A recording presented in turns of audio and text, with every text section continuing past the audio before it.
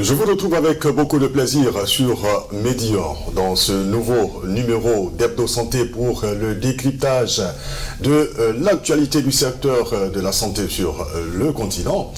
Nous sommes dans le mois de décembre et l'événement marquant de ce mois, c'est bien sûr la lutte contre le sida avec la célébration le 1er décembre de la journée mondiale de lutte contre cette pandémie. C'est donc une campagne mondiale à travers plusieurs activités qui mobilisent tous les acteurs de cette lutte. Et pour cette année 2025, l'ONG Alliance Côte d'Ivoire marque le coup avec une campagne en direction des jeunes et adolescents. Pourquoi ce choix ? Deux membres de cette organisation avec moi sur le plateau d'Hebdo Santé pour nous le dire. Mademoiselle Dassé Marie-Ange, vous êtes chargée de programme VIH à Alliance Côte d'Ivoire. Bonjour. Bonjour, monsieur. Sarah Kosonou, épouse Kouadio, chargée de communication, toujours à Alliance Côte d'Ivoire. Bonjour, madame Kouadio. Bonjour, monsieur. Alors, pour l'émission, on va vous appeler Sarah Kosonou. D'accord, ça marche, ça peut aller. En tout cas, merci encore à vous, mesdames, d'avoir répondu à notre invitation pour parler, bien sûr, des approches innovantes et communautaires pour prévenir le VIH-Sida chez les jeunes et adolescents. Déjà, pour commencer, est-ce que vous pouvez nous présenter Alliance Côte d'Ivoire et ses missions? De façon très brève, Alliance Côte d'Ivoire est une ONG nationale ivoirienne qui a été créée en 2005. Et notre mission, c'est de lutter contre le VIH et tout ce qui est maladie émergente et réémergente. On lutte également, on fait la promotion des droits humains, toujours en lien avec la santé. On aborde également d'autres questions liées à l'environnement, à la santé, à la lutte contre la pauvreté. Donc aujourd'hui, on va rester dans le cadre du VIH, c'est vrai, mais aussi on aborde d'autres aspects au niveau d'Alliance Côte d'Ivoire. Et la directrice exécutive actuelle de l'ONG Alliance Côte d'Ivoire, elle s'appelle Dr Madiara Koulibaly Ofia, que je salue au passage. C'est grâce à son leadership qu'aujourd'hui nous pouvons nous tenir sur ce plateau pour parler des actions innovantes que nous mettons déjà en œuvre. D'accord. Alors vous avez dit l'ONG existe depuis 2005, 2025, ça fait 20 ans. Ça fait 20 ans. Et vous abordez donc le pagne des 20 ans. Le pagne, exactement. En tout cas, mesdames, nous sommes très heureux de vous accueillir sur le plateau. On va donc le dire, quelle est la situation actuelle si on devait parler, on devait faire le point? La situation actuelle donc du VIH chez cette population jeune, comme l'a dit Sarah Kosonou. Alors, merci beaucoup pour cette question. Alors, selon les estimations du Programme national de lutte contre le sida en Côte d'Ivoire, nous avons 18% de nouvelles infections qui surviennent chez les adolescents et jeunes. Et la prévalence se distingue selon les tranches d'âge. Donc, les adolescents 15-19 ans, nous avons eu une prévalence de 9,15%. Les jeunes femmes 20-24 ans, nous avons une prévalence de 6,87%. Et les jeunes hommes de 20 à 24 ans, nous avons une prévalence de 3,10%. Donc vous voyez que ces chiffres sont vraiment très alarmants. Et donc on voit également les risques que les jeunes prennent lors des rapports sexuels, qui sont vraiment les voies les plus contaminantes dans le VIH-Sida.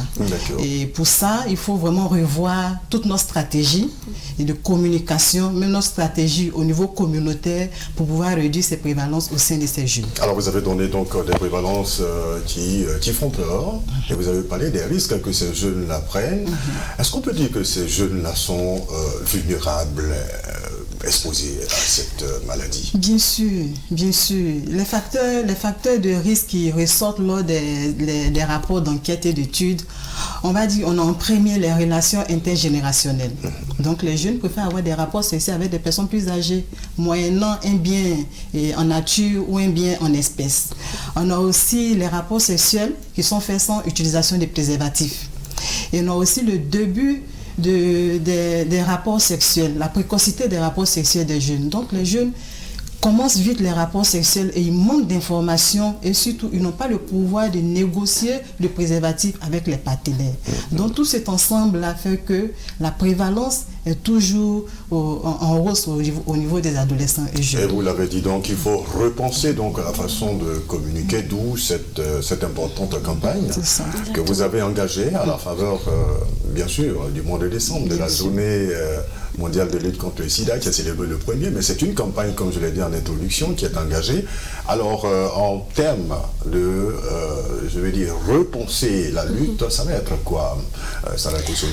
Repenser la lutte contre le VIH-Sida en Côte d'Ivoire, c'est... En direction des jeunes. En direction des jeunes, c'est parler le langage. Et c'est entrer dans leur univers et utiliser les moyens que les jeunes eux-mêmes utilisent pour se parler. Et un moyen aujourd'hui que les jeunes utilisent le plus, qu'on utilise tous même en tant qu'être humain aujourd'hui, ce sont les réseaux sociaux.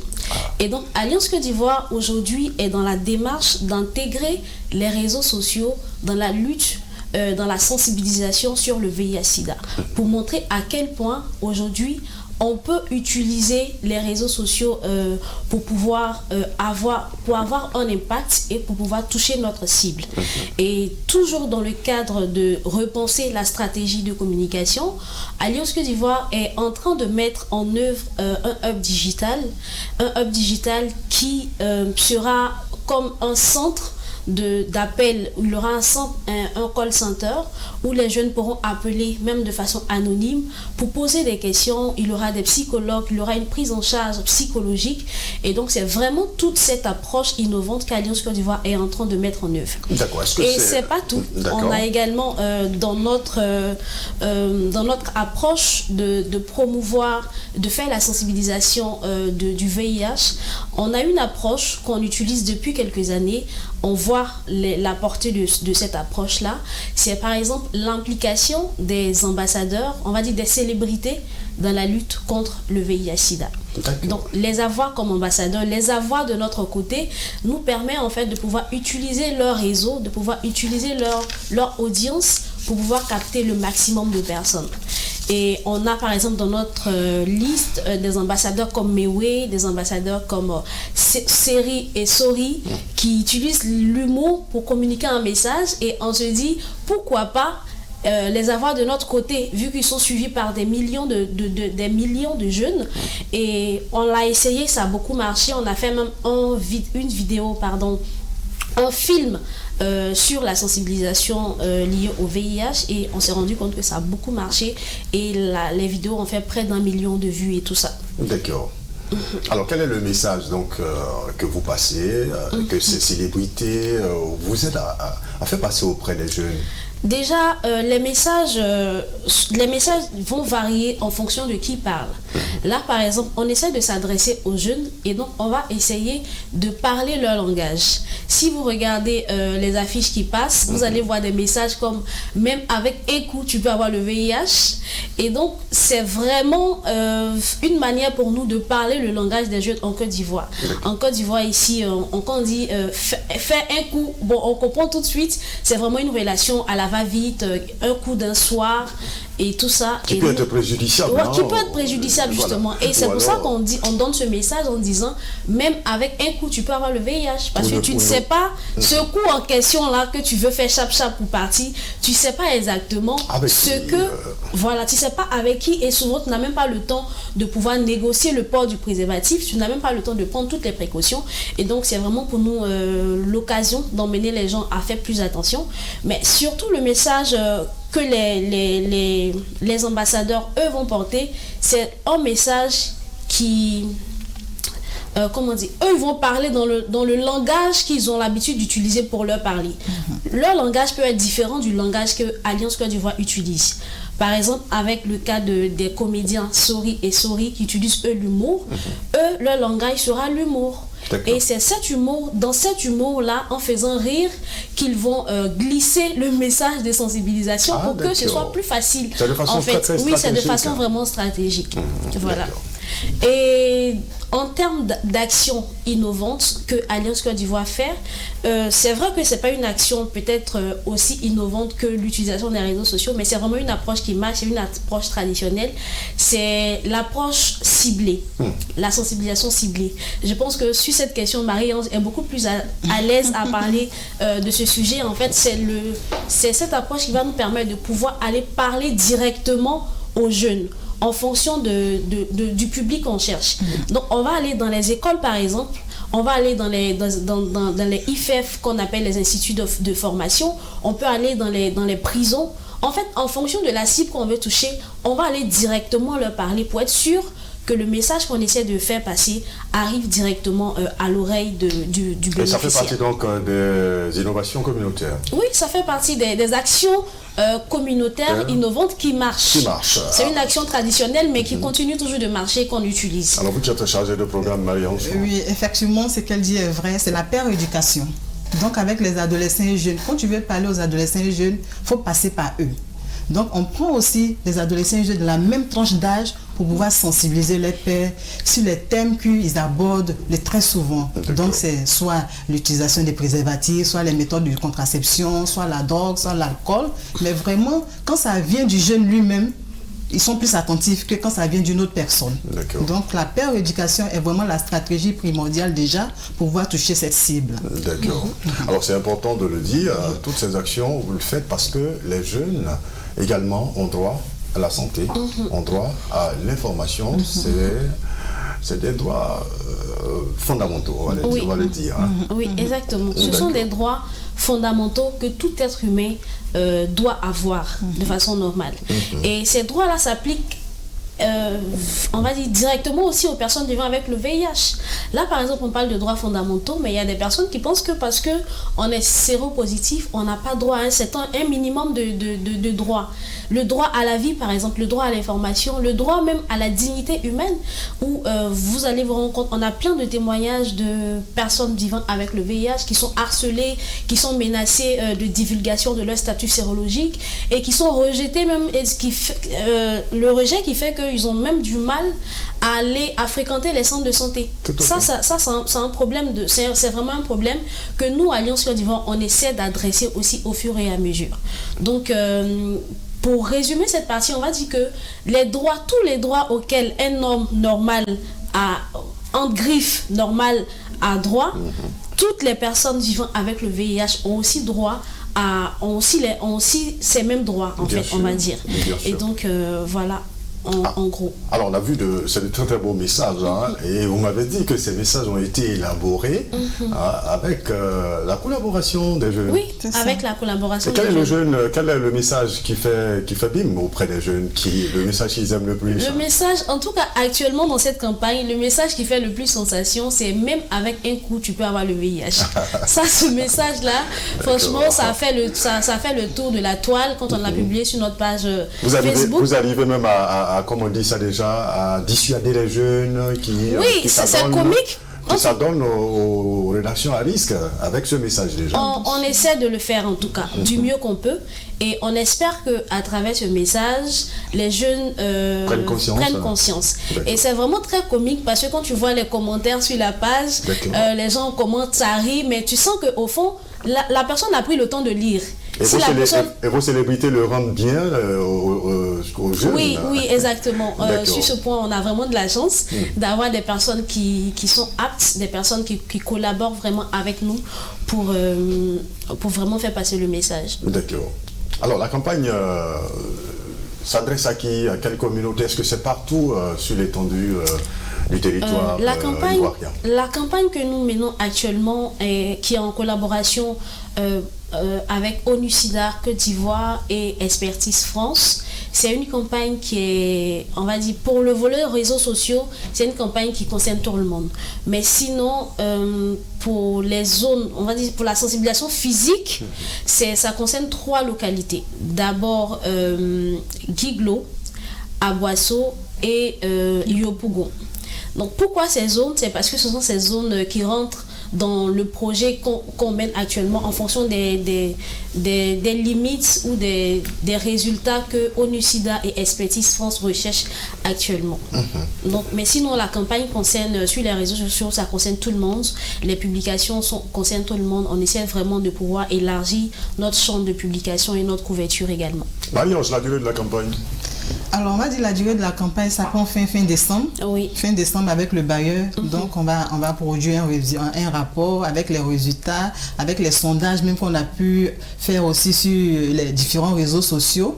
Et tout ça, je pense que fin décembre, on aura fini. Mais je voulais aussi emboîter un peu son pas. C'est vrai que ce sont les 3 districts qui sont concernés, mais vu que ça passe sur nos différentes pages Facebook, et il y a certains districts qui nous appellent pour votre projet là. Mais pourquoi est-ce que vous n'êtes pas venu chez nous et tout ça? Parce que c'est très intéressant. On leur a dit, comme les informations passent sur les réseaux sociaux, vous avez déjà toutes les informations dessus, mais vous pouvez quand même nous écrire dans les chats pour avoir plus ample information et même des visites au niveau de notre siège, parce que là, on a oublié cette partie. Nous avons un siège au niveau de Djorobité qui est vraiment à nous-mêmes. Et on a fait la célébration le mois de juillet, je crois. Voilà.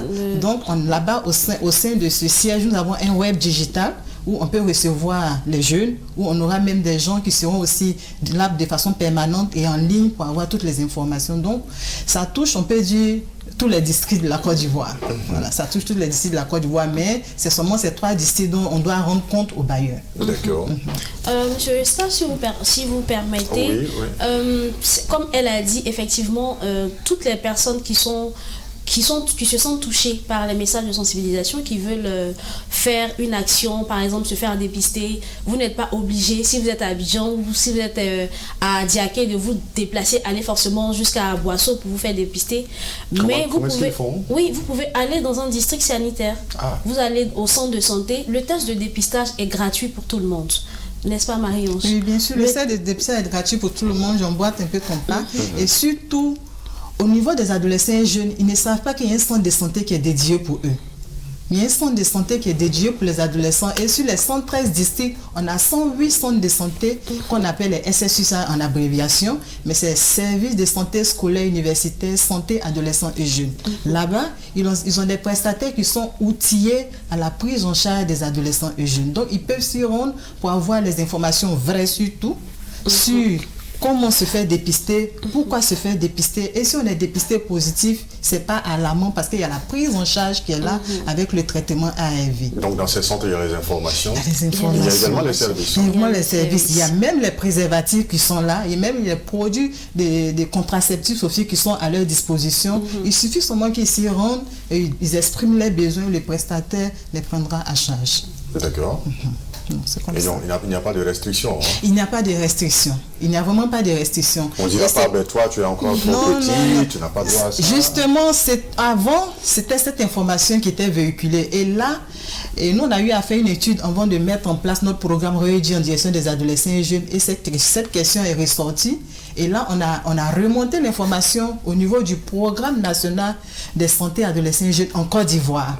Et eux, à leur tour, lors de leur mission, ou les réunions qu'ils tiennent avec ces prestataires de santé, ils ont donné l'information pour dire, effectivement, voilà, c'est le retour qu'on a en direction des adolescents jeunes, vous accueillez mal et vous les insultez. Parce que si un enfant vient pour un cas d'IST, ils vont lui dire, comment est-ce que tu as fait pour avoir une IST? Non, c'est pas ça. Tu as fait quoi et puis tu as eu IST? Non, c'est pas ça le problème. Il faut déjà lui donner la solution avant vraiment de le gronder. Et au sein toujours de ces SSU sages, avec le financement du Fonds mondial, on a pu réhabiliter, on a pu réaménager 36 espaces de convivialité.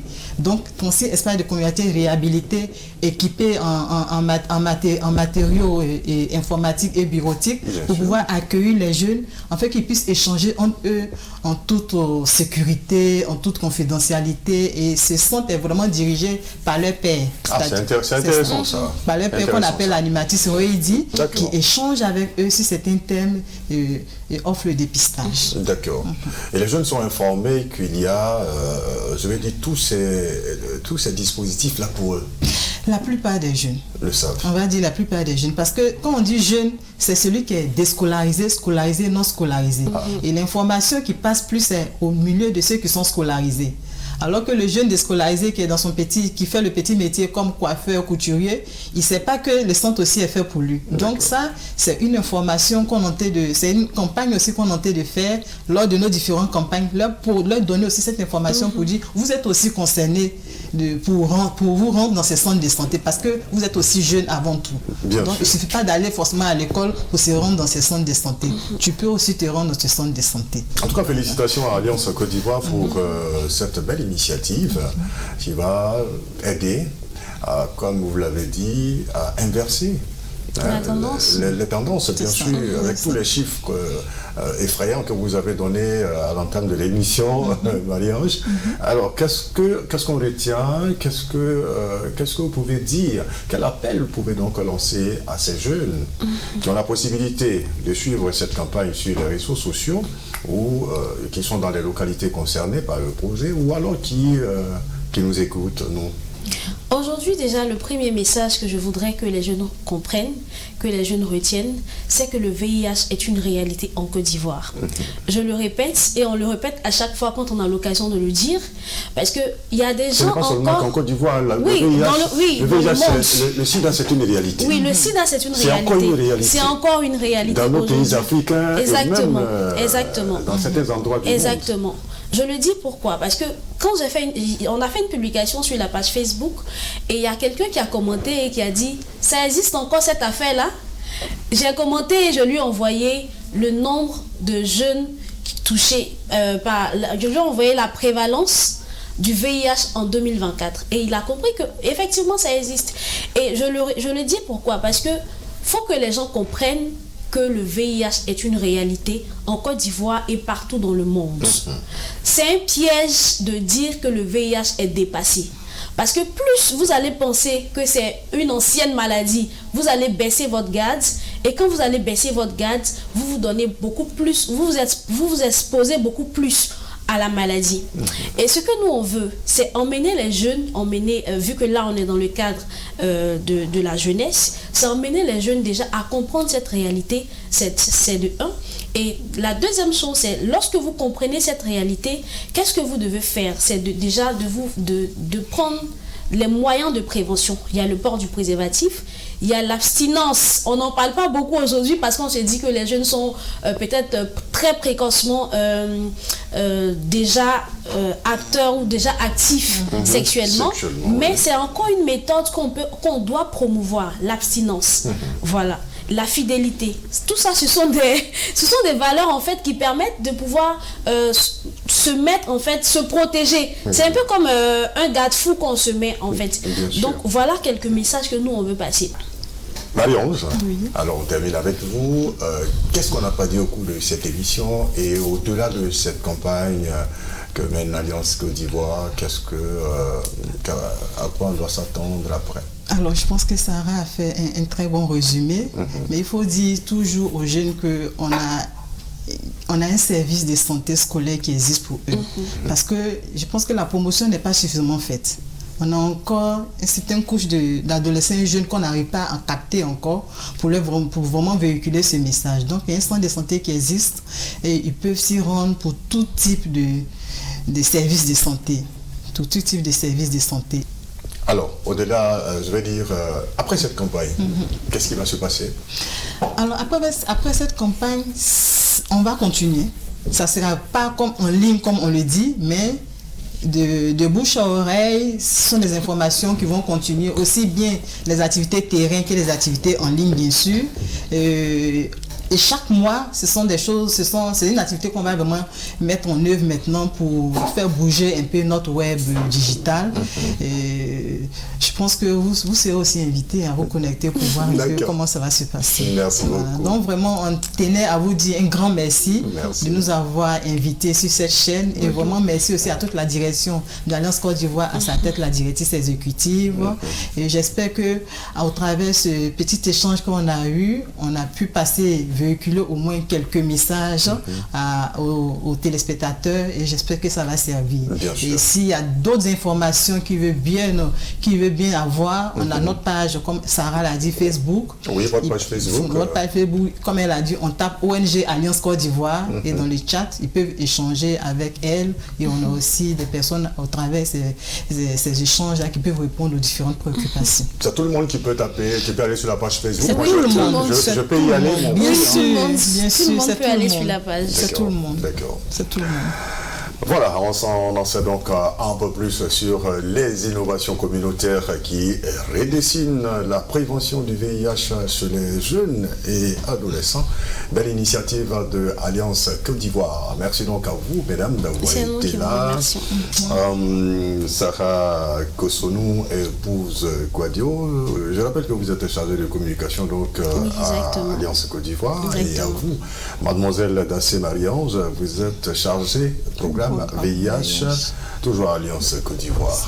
Allez, on va dire merci à tous ceux qui ont permis donc cette émission, à Madame Julienne Aouya et à votre directrice et exécutive, Dr Koulibaly.